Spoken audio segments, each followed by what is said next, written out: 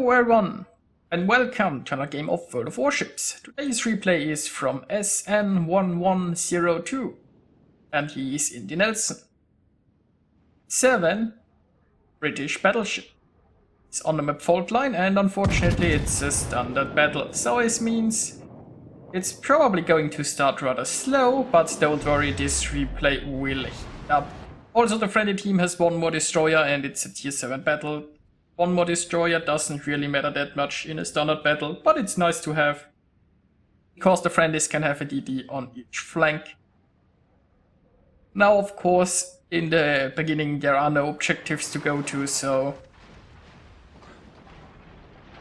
he's just slowly moving forward here and shooting a Cleveland. The Cleveland is showing quite a nice amount of broadside, but it's a Cleveland and Clevelands are notoriously hard to citadel.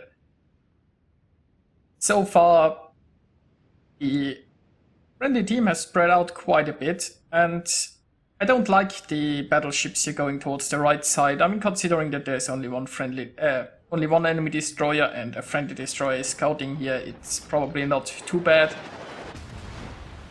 But I still think like the right side is mostly just a death trap for bigger ships and more of a destroyer playground. Now here we have a second Cleveland coming in. I'm not sure why those Clevelands are in the center. That's a pretty nice salvo.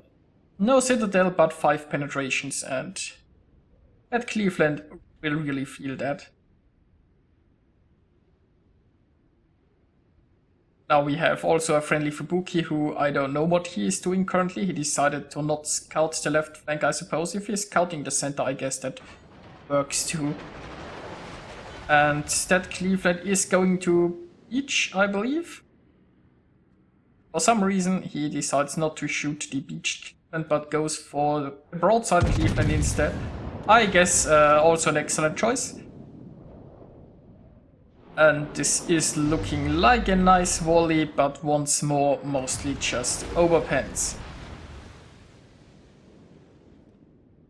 So far we are also like 4.5 minutes into the game and no ship has been sunk, no flanks have been pushed, and no risky plays have been made because it's a standard battle and everybody is just sitting in their back sniping something, I suppose. I mean, it's not that bad, right? Those ships are, I guess, reasonably close. But there is really no incentive to do something in a standard battle.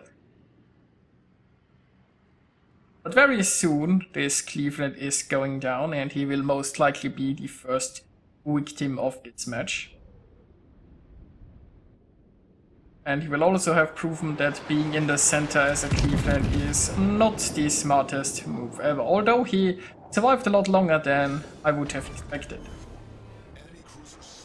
Now with this Cleveland dealt, SN here has basically 2 options, I suppose. He can go here to a more aggressive position here in the center, or he can just go towards the flank here. Then again, it's not looking so good on this flank. Friendlies are already retreating, so going there, yes, has its own risks. I mean, going in the center would probably be like pushing the same flank just from different angle. Also, the enemy destroyer is around here somewhere. And I'm not exactly certain what those Cleveland's plans are.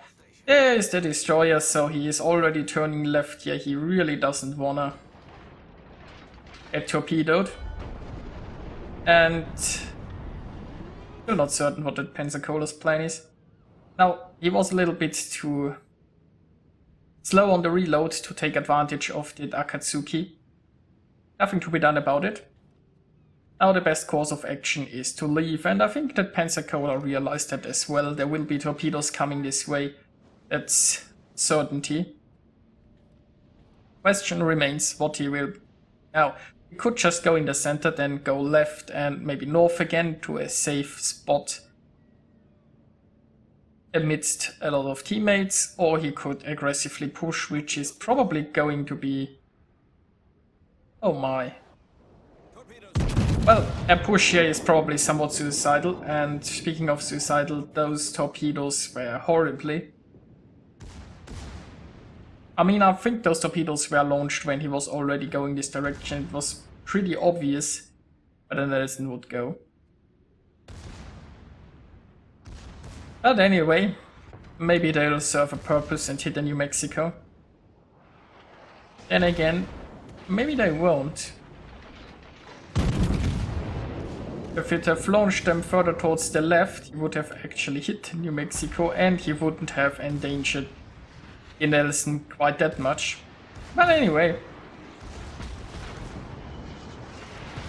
Now 6 guns pointing at him, and I think that's a good sign to get the hell out of here. There are a lot of shells incoming and he's showing way too much broadside. Now let's hope that he can escape here before get him. Very nice salvo against the New Mexico. A load here, battleship's bow is not much of a protection, I suppose. So, New Mexico is down. The friendly team is 1 ship ahead, but he is now in a pretty bad spot. Again, the safe option would be just to go towards the north, but we are here to make standard battles great again and to, I guess, bring a little bit of action into those. Now, in all honesty, in a situation like this, I would recommend you just retreat towards the north. I guess it shows a bit more broadside towards the Nagato, which is somewhat risky, but the Nelson has a powerful heal. What you want to do is stay alive to actually get use out of that. The north would be the safest option for that. But he is not here to play it safe, he is here to wreck things. And let's start with this Fiji, who is showing broadside. There you go. Now he is also getting chased by a Scharnhorst. Of course, a Nelson doesn't want to brawl a Scharnhorst. The Scharnhorst has amazing secondaries and torpedoes. On the bright side, the secondaries are located in the back, get a little bit of a workout. Not that they are doing much, but they can at least fire some shells. Now heal is once again ready, and the powerful heal of the Nelson will kick in here and back into this fight. Another Scharnhorst showing broadside. Now, of course, with his retreat here from this flank, he is charging right into the ships on the other side. As Shiratsuyu here is trying to help him out with smoke. There are, I guess, 2 issues with that. Well, basically 1 issue, I guess. If you fire your guns in smoke, you are still going to be spotted. And if you don't fire your guns, then what's the point? I mean, you can't just sit there and hope to get a reload, but he is pursued by a Scharnhorst. That Scharnhorst would just go in there and torpedo him. So, slowing down in that smoke would have been rather detrimental. Now there are some more torpedoes coming this way, but they are easily dodged. There is a Shores, but Shores doesn't really have armor. Then again, with this dispersion, looks like he doesn't need armor.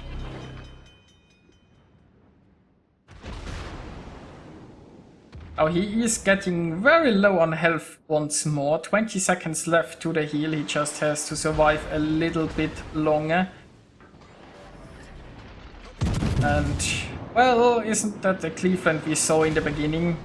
Is it time for Citadels? No, it's not, but still a nice salvo on the Cleveland. There is the Confederate award. Now the friendly team is still protecting the cap, I suppose, and well, since there are 3 enemies coming in, that's at least somewhat useful.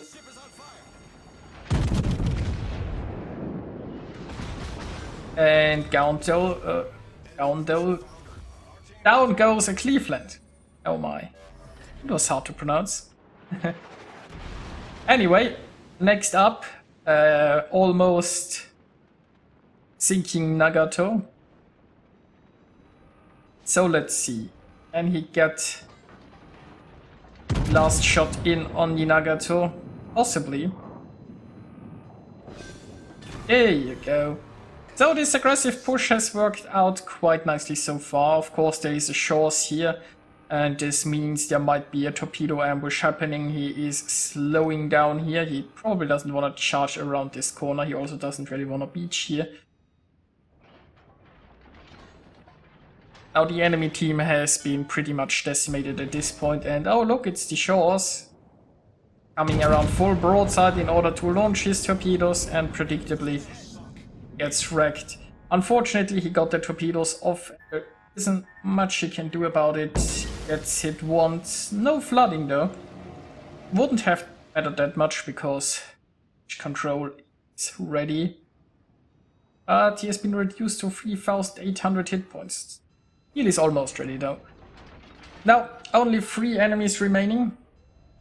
You know what? Let's speed this up a little bit here while he tries to get out of this situation, and now he will run into this wreck because he can't make a turn in time. So in the north, the friendlies are still valiantly defending the A line and the cap. So let's hope that they will deal with those guys up there. I mean, of course, they should be able to deal with those guys. We can also slow it down again, I suppose.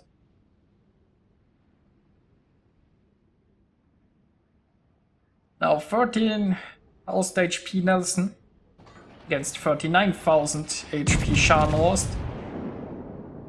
But of course the Nelson has some support moving in. There is a Shiratsuyu who will help out with some torpedoes maybe. And then the Königsberg and the Emerald should be shooting this Scharnhorst as well. Now, of course, the enemy Scharnhorst is running for the zone wall. He is the last ship alive and he is an amazing brawler, so what he wants to do is be as far away as possible from enemies.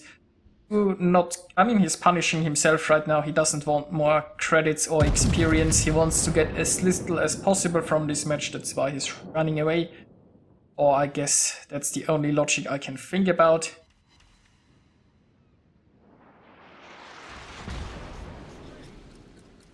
And it looks like he's shooting high explosive. I mean, then again, the Nelson is quite angled here, so I guess that... Look, now we see a smoke screen here. Not sure how much that will help, of course. He can drop into concealment between his salvos. The reload is long enough, he loses the firing penalty and drop into concealment for a few seconds between his shells, I suppose.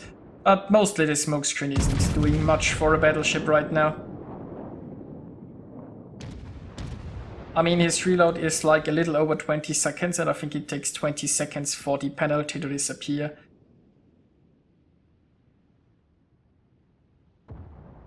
But anyway, the Scharnhorst is dodging some torpedoes, and looks like the Scharnhorst is actually moving back in. He has decided that he wants a little bit more out of this battle. And that's why he'll charge.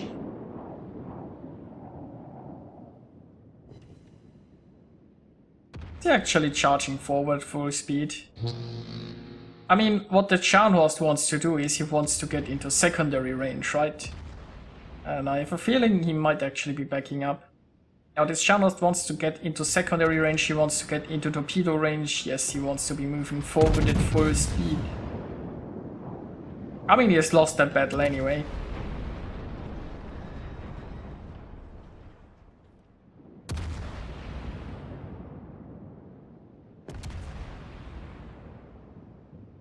Now Scharnhorst is burning nicely. The only question is who will get in the last hit.